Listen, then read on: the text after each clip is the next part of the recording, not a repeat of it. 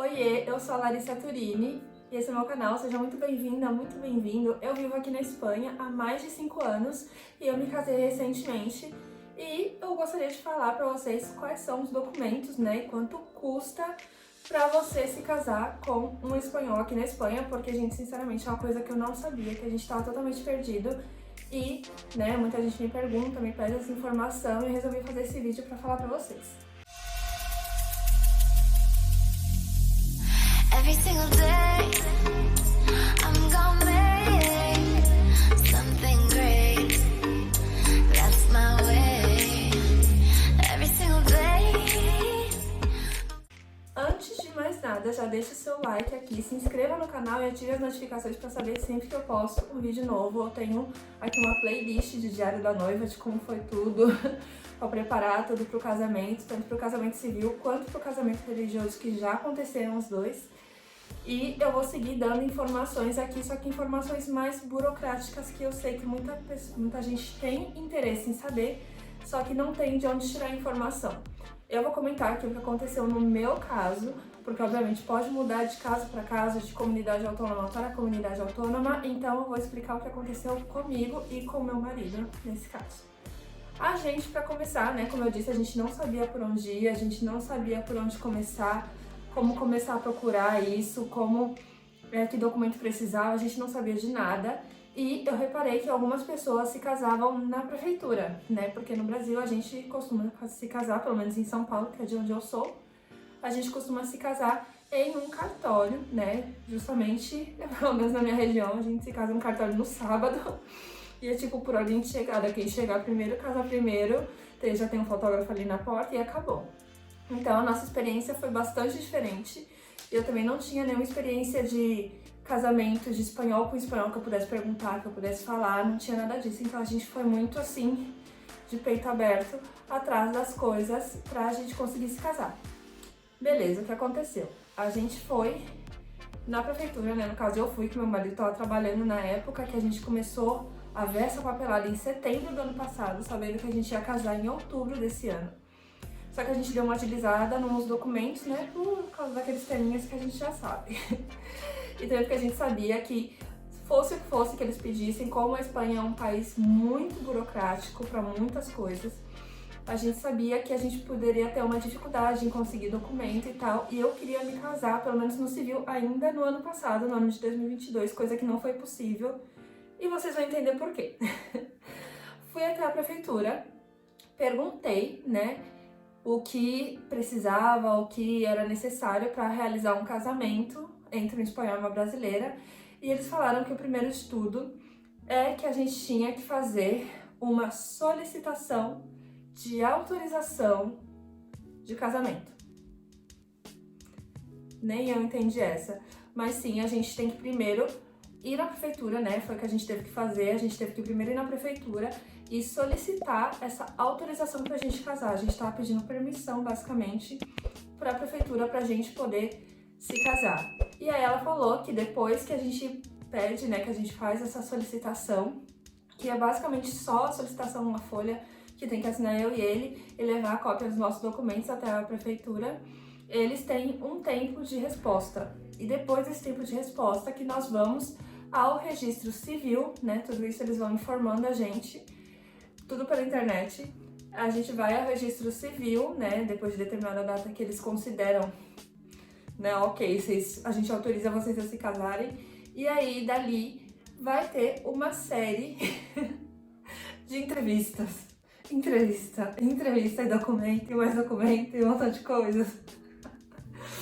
Que aí sim, aí o negócio começa a ferver.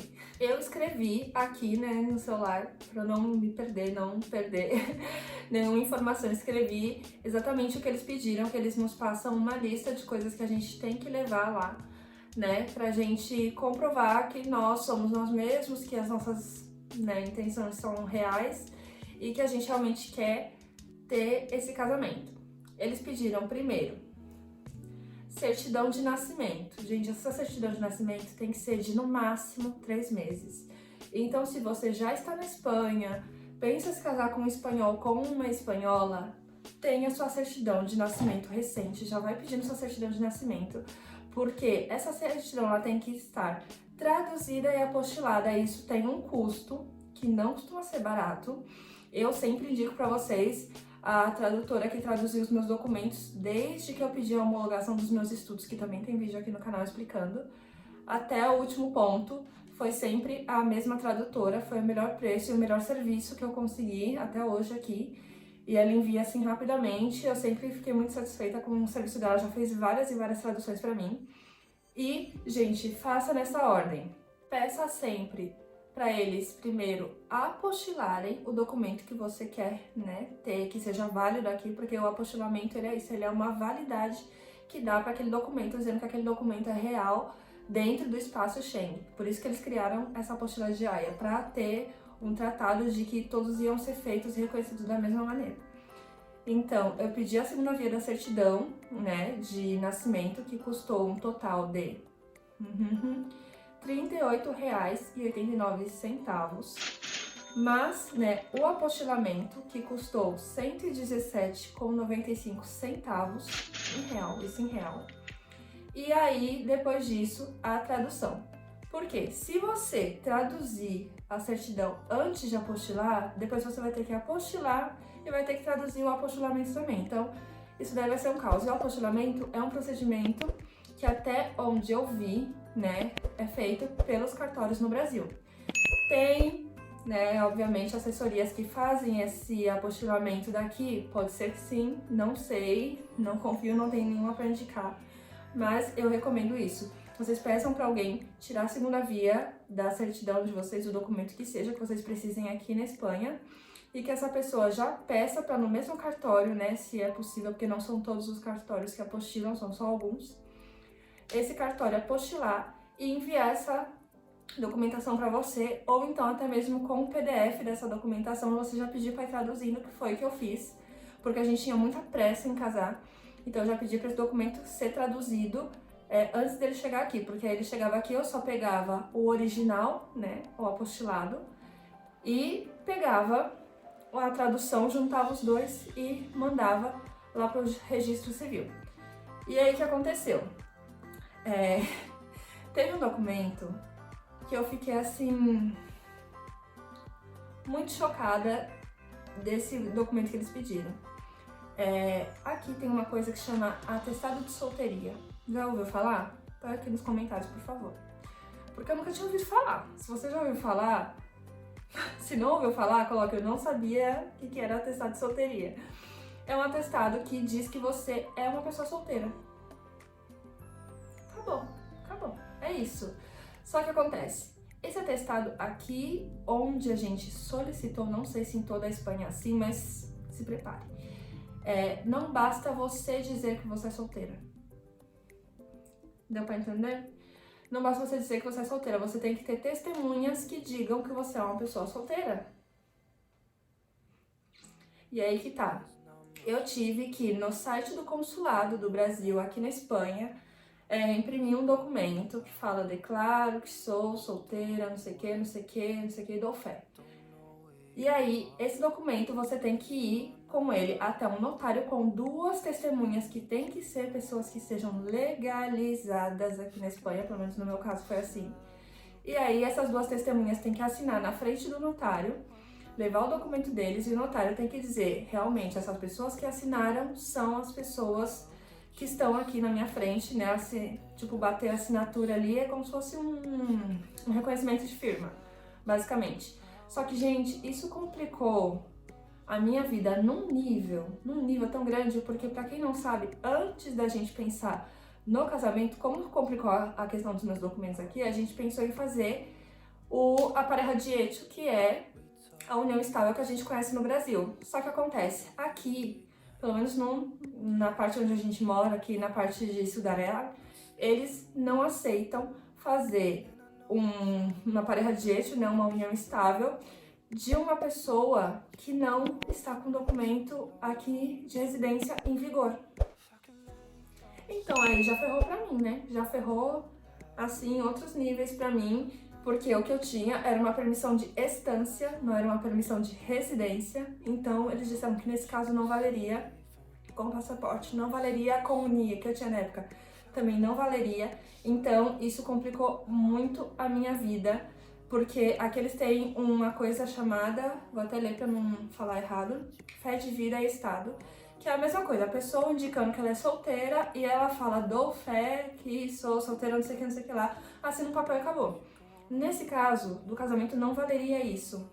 Então, a gente teve que sim que pedir essa solicitação, essa declaração de que eu sou solteira e com meus testemunhas. E é complicado porque a gente foi em uma cidade pequena. Cidade pequena é mais difícil deles terem esses casos. Então, como é mais difícil deles terem esses casos, aí complica, né? Porque a pessoa às vezes fala, mas o que é isso? Né? Sempre duvidando do estrangeiro. Mas o que é isso? Mas por que você quer isso? Mas não vale pra não sei o que. Nossa, mas quanta enrolação. E eu quase falo, meu senhor, eu também acho muita enrolação, mas é o que eles pedem. Ah, mas isso daí você tem que fazer no seu consulado. Eu falei, meu querido, vamos ver se a gente entra aqui no acordo. O consulado não faz. Ai, gente, olha, eu, sinceramente, foi uma das épocas mais estressantes pra mim nesse casamento, foi atrás de toda essa papelada e ter que explicar pras pessoas como fazer o trabalho delas, basicamente. Mas, né, conseguimos e tal. E teve um valor de 15,27 € só pro notário ir ali colocar o selo da notaria, né?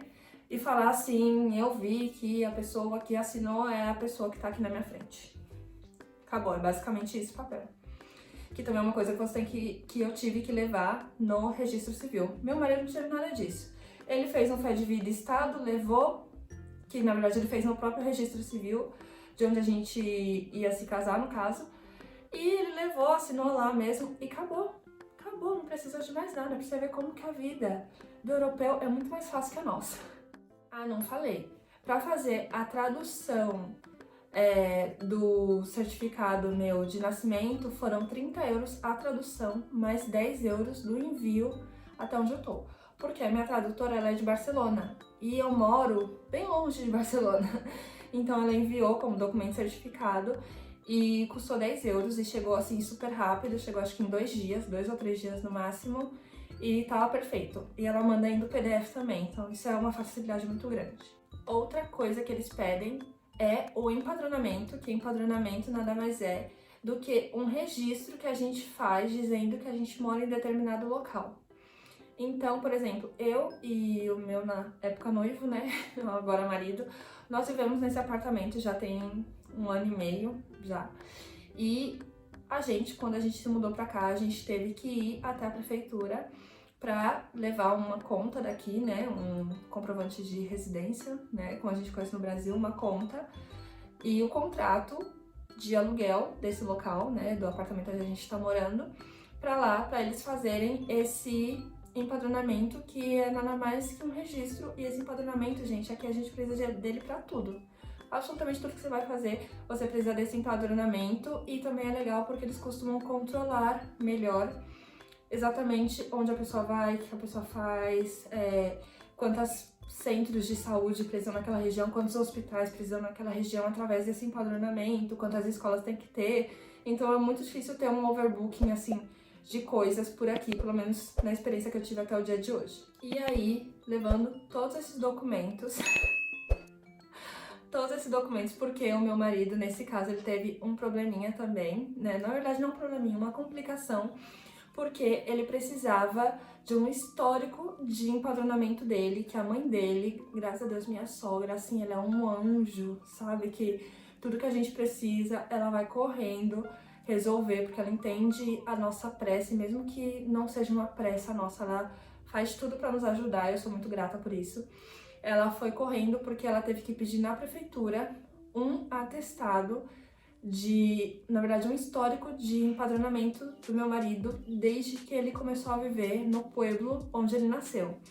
Então, tipo, tem que aparecer desde o ano tal, da data tal, essa pessoa morou até o ano tal. E aí depois a gente juntou com o empadronamento daqui, que é um empadronamento em conjunto, que a gente teve que levar, porque tem a opção de você fazer um empadronamento, né, na verdade, de você ter uma declaração de empadronamento individual, mesmo que esteja 5, 10, 15 pessoas registradas na mesma casa, né, que já tem que ser uma mansão. mas também tem a opção da pessoa fazer um empadronamento conjunto e aí sai numa mesma folha todas as pessoas que estão vivendo naquele imóvel, né? Aparece o total de tantas pessoas e aí aparece seu nome em cima e o nome das outras pessoas embaixo. Nesse caso, a gente teve que pedir também um empadronamento recente nosso daqui, que também, né, mostrasse desde quando a gente mora aqui.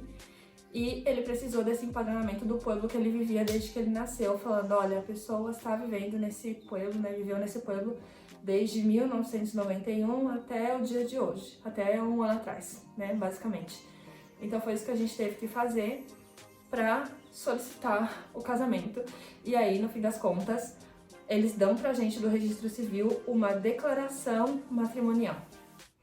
Que aí já tá, né, escrito tudo certinho, como que a pessoa, né, fez, que a pessoa já tem todos os documentos, pelo menos, pra conseguir dar entrada, né, no casamento. Gente, depois disso, esse vídeo já ficou muito longo, mas depois disso tem também a entrevista que a gente fez.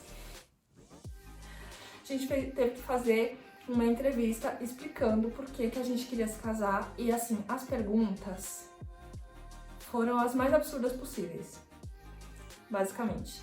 Então, se vocês quiserem o vídeo eu explicando quais são as perguntas que ele fazem, como foi, quanto demorou, né, até chegar nos finalmente, eu posso fazer um vídeo aqui pra vocês, é só colocar aqui nos comentários. Deixe seu like aqui, né, inscreva-se no canal, ative as notificações, tem várias playlists legais, tem playlist de trabalho, tem playlist de Diário da Noiva, tem playlist de vlogs, tem playlist de preço, tem playlist de tudo aqui nesse canal e estou aceitando indicações de mais playlists de temas que vocês quiserem por aqui, tá bom? Esse foi o vídeo de hoje, um beijo e tchau!